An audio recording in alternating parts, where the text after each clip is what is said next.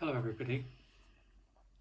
In our Sunday Masses now, however we celebrate them, we're going to begin in earnest to listen to St. Mark's Gospel.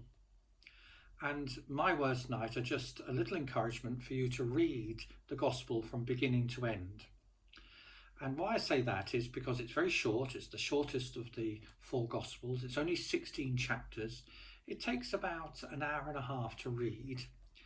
And if we read it in its wholeness, we get quite quickly an idea of its pace, of its breathlessness.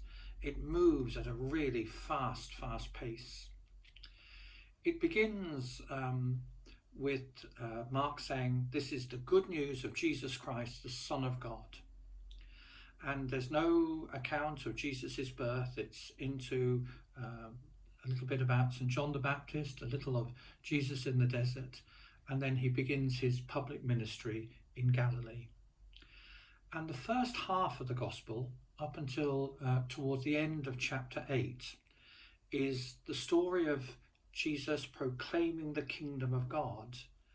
And he shows his unique authority to be able to do this by the power that he has over unclean spirits, over illness, even over nature, calming the storm. And so the first half of the Gospel is all about that authority of Jesus.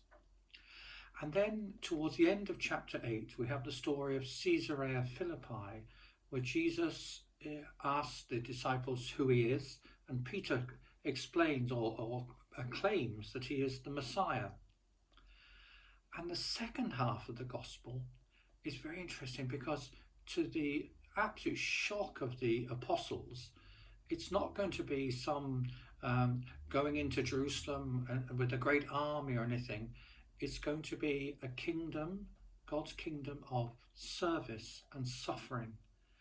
And as part of ushering in that kingdom, Jesus is going to have to suffer and to die. And in fact, much of this second half of the Gospel is just the last week of Jesus' life here on earth. And then the Gospel ends with a very, very short account of the empty tomb.